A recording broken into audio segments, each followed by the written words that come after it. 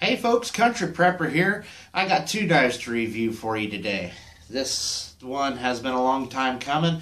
This is the SCHF5N. Great little neck knife I've had for a few months now, and I want to show you. And then I have this little folder that you saw in my Altoids tin survival kit, and that is the SCH107.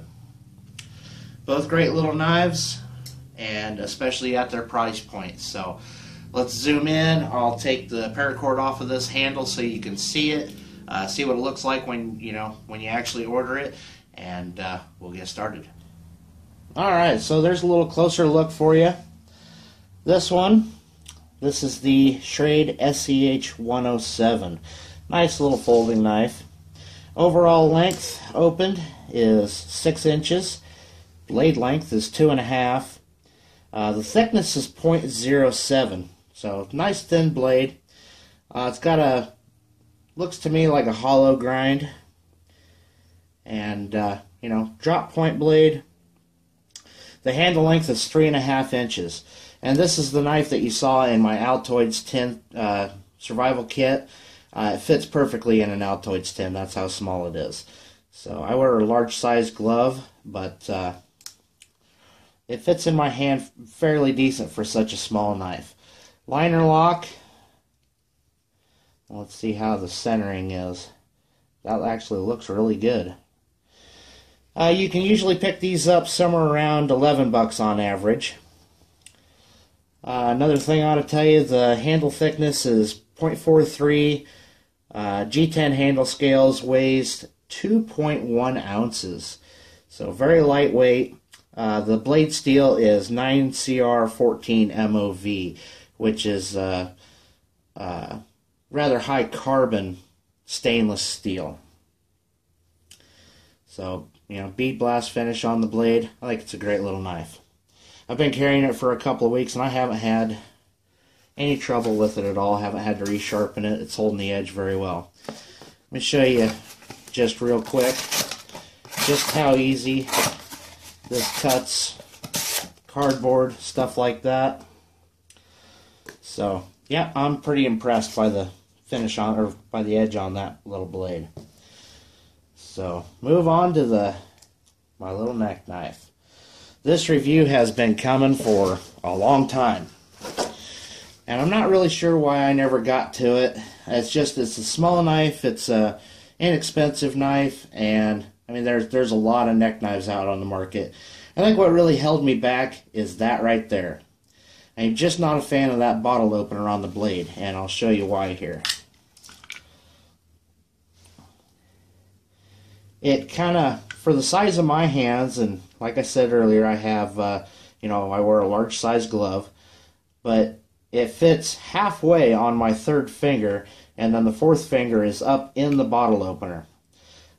I don't understand the point of a bottle opener on a knife like this, but I guess some people might like it.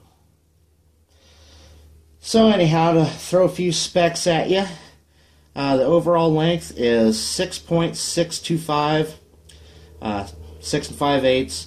Blade length is 3 1/8, 3.125. Cutting edge is 3 inches. This one is made out of 1095 hard carbon steel.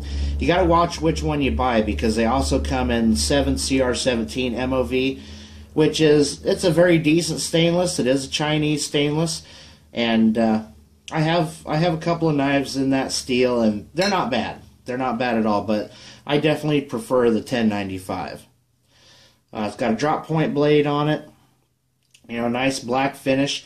I've used this knife a lot, and I mean you can kind of see that edge. I mean it's got a little bit of wear on the edge on that coating, but not really bad at all.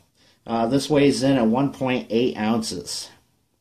I believe you can also get this with a partially serrated blade. I'm just not a fan of serrated blades. If you've watched any of my videos, you already know that. And that is a full flat grind. Talk about the sheath a little bit here. It kind of looks like Kydex, but it's like a some kind of plastic. They call it Zytel. I don't know exactly what that is, but it's just it's a molded plastic. It does have little screws in it. You can take it apart if you need to. It does have a clip on the back, so you can carry it in your pocket, or maybe even use it as a boot knife. Black ball chain. You wouldn't have to worry about that catching and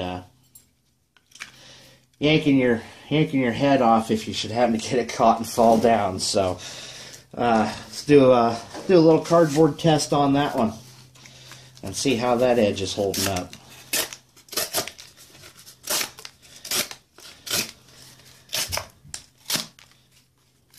I'd have to say it's holding up very well. It's a very sharp little knife. So I'll open that one back up, give you another little look at them. There you go. There's the SCHF5N and the SCH107. A couple of great little blades.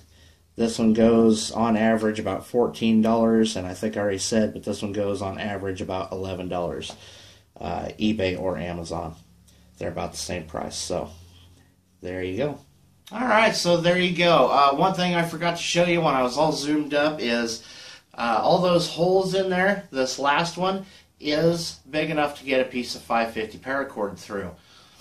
So, and it also, I showed this on my keychain survival kit too. You can get a split ring for a keychain through it. This one also has a hole for a lanyard on the bottom as well. Now, some people have made the mistake of trying to wrap the paracord through that top hole up there on this one. You can't do it. That actually is what holds it in this sheath. And it does have really good retention and no rattle in this sheath. So, like I said, I'm pretty impressed, and for the price point, they're great little knives. So, I want to give a shout out since it's 2015. If you didn't watch my New Year's video with what's coming up for 2015, I'm going to give a shout out on every one of my videos for just as long as I can for 2015. Try to pay it forward to some channels that I really like that are doing things similar to my channel. So if you like my channel, I think you're going to like these. So just one shout out for today, and this one's for Aerocord USA. And this young man he's got his head on straight. He's a lot more prepared as far as wilderness skills and knowledge than I was at his age, that's for sure. So go check out his channel. I will leave a link to it on the video and in the description. So go check that out. Again, that's Aerocord USA. So thanks for watching. Go check me out on Facebook and Twitter. Go check out the website, countryprepper.com, and on there is my Amazon store filled with all kinds of gear. I don't put any junk on there. It's all stuff that I would recommend. It's highly recommended gear, and I think you'll like it. So go check that out. I'll leave a link below for that one too. And what else? I got the fan funding feature turned on my channel. If you'd like to give $1 per video, that would be great. It'd really support the channel. But I'm really not expecting it right now until my channel gets a lot bigger. So, and watch those ads at the beginning of my videos. They really help a bunch. Really help support the channel. So just take an extra 30 seconds out of your day and watch those advertisements. So anyhow, that's it. Thanks for watching, and I'll see you next time.